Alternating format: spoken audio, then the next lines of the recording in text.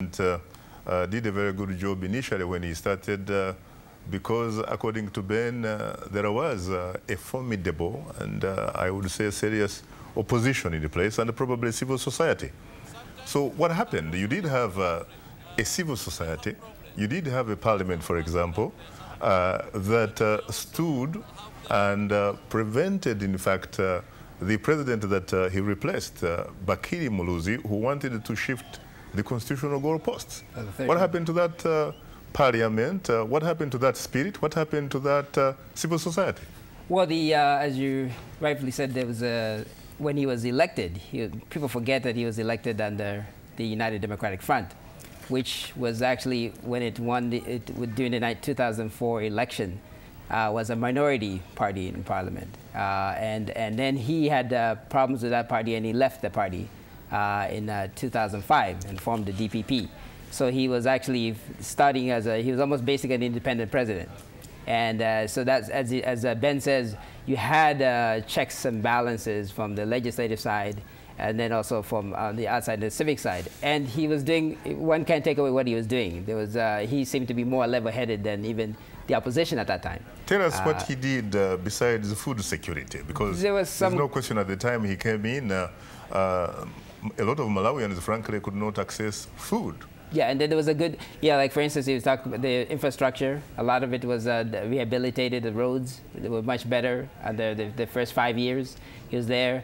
Also, in talking about, there was also a problem of security, just physical security. Mm-hmm. The police would seem to be doing their job, not just trying to shake people down, but they seem to be doing their job.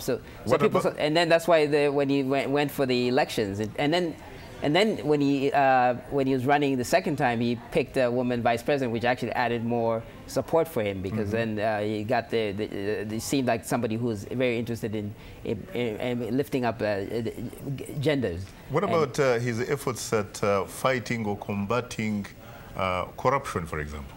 Those were done well at the beginning, especially at the very beginning. People were worried because he was picked by Muluzi. That's the other thing people forget. That is correct, yes. And so people were worried that this would be just to cover up some of the corruption that took place under the UDF for 10 years. Mm-hmm. But that didn't happen. There was more investigation, and so that gained him some support. But now there's also, in the second term, there's allegations of corruption within the DPP as well, and himself and other people. And it seems like they're not doing as they're not being as let's say the crusade is not as vigilant as it was once there before. And so some people are wondering, is it because now there's a majority and there's nobody that can counter from the others in the legislative, not just the civic society, but the legislative branch. And so that's where the dilemma is. And a lot of it actually is a little bit of a headache we have, because we had 30 years of one-party rule. We're still trying to, grow. And a lot of the parties are still mirror themselves, even whether it's UDF or 4D, they still have the Malawi Congress Party tendencies.